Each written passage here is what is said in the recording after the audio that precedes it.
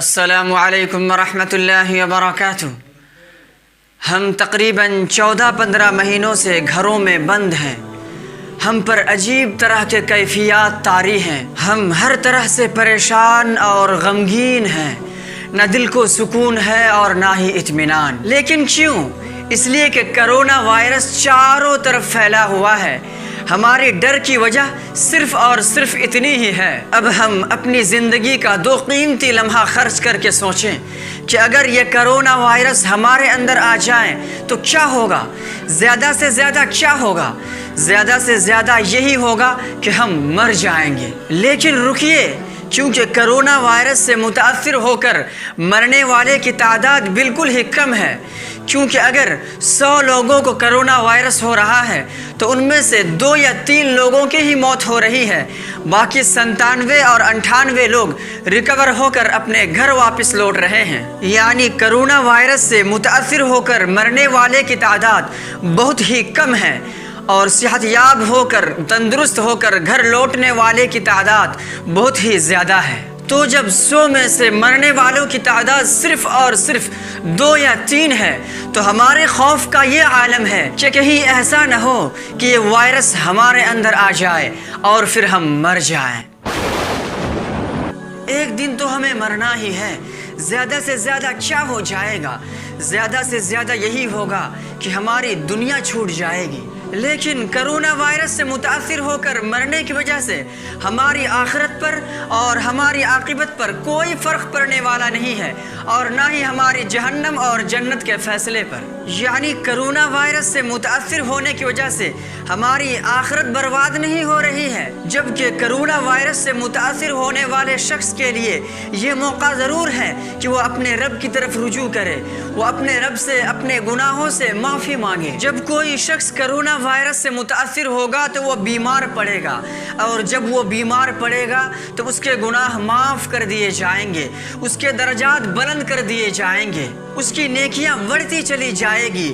گویا corona virus سے متاثر ہونے کے بعد بھی اس کے پاس یہ سارے مواقع میسر ہیں۔ اب ذرا اپنی زندگی کا 2 قیمتی لمحہ خرچ کر کے میرے ساتھ سوچئے کہ جب میدان محشر قائم ہوگا، چاروں طرف فرشتوں کی بھیڑ لگی ہوئی ہوگی اور چاروں طرف فرشتے پہرے لگا رہے ہوں گے۔ فرشتے ہمیں ڈنڈے سے ہکا ہکا کر میدان محشر میں لا رہے ہوں گے۔ ہر ایک کو اپنی اپنی پڑی ہوگی، کوئی کسی کا پرسان حال نہ ہوگا۔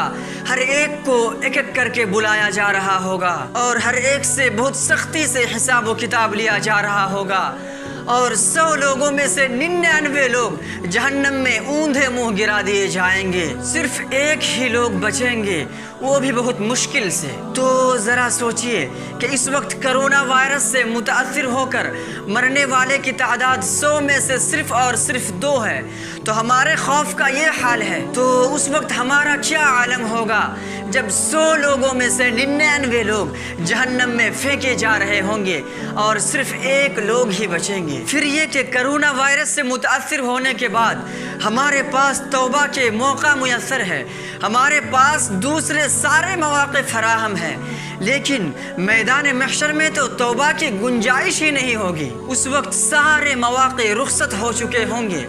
اس وقت اگر ہم چاہیں تو اپنے رب سے فریاد کر سکتے ہیں، اپنے رب کو اپنی صدا سنا سکتے ہیں، لیکن اس وقت تو ہم اپنی فریاد بھی نہیں سنا سکتے، اور اگر فریاد کریں گے بھی تو وہ ہمارے فریاد سننے کو تیار بھی نہیں ہوں گے۔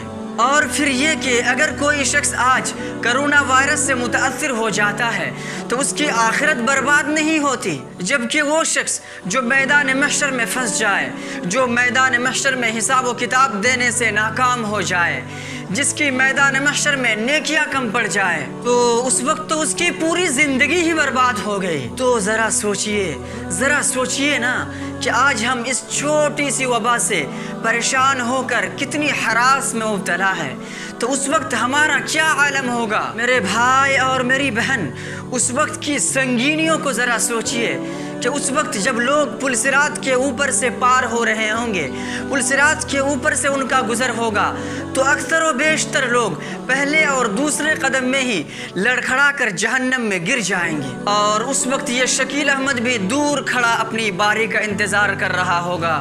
ذرا سوچئے نا کہ ہم اس وقت کرونا وائرس سے بچنے کے لیے ماسک کا استعمال کر رہے ہیں، بار بار صابن سے ہاتھ دھو رہے ہیں، سینیٹائزر کا استعمال کر رہے ہیں، اپنے گھروں میں رہ رہے ہیں، اور ہر طرح کے احتیاطی تدابیر پر بھی عمل کر رہے ہیں، اور کرنا بھی چاہیے۔ تو پھر ہم اس میدان محشر کی سختی سے بچنے کے لیے، اس میدان محشر کے سنگین حالات سے بچنے کے لیے کیا کچھ تیار کر رہے ہیں، یا پھر غفلت میں ہی ڈوبے ہوئے ہیں؟ ظاہر ہے کہ ہم اور آپ اس دن کی سختی سے بچنے کے لیے کچھ نہ کچھ تیاریاں تو ضرور کر رہے ہیں، لیکن آج آئیے عزم کرتے ہیں، آئیے آج عہد کرتے ہیں کہ اگر ہم اس تیاری میں کہیں کوتاہی کر رہے ہیں، کہیں غفلت کی نیند سو رہے ہیں، تو آئیے آج ہم یہ عزم کرتے ہیں کہ ہم غفلت سے جاگیں گے، تیاریاں پوری کریں گے۔ جس طرح ہم اس دنیا کی ایک چھوٹی سی وبا سے بچنے کے لیے ہر طرح کی احتیاطی تدابیر پر عمل کر رہے ہیں، تو ہم اس دن کی ہولناکی سے بچنے کے لیے، اس دن کی سختی سے بچنے کے لیے کچھ نہ کچھ تیار کرتے ہیں۔ اور آخر میں شکیل احمد آپ تمام حضرات کے لیے دعا کرتا ہوں کہ اللہ رب العزت مجھے، آپ کو، اور ساتھ ہی ساتھ پورے امت مسلمہ کو اس وبا سے اور تمام طرح کی بیماریوں سے حفاظت فرمائے۔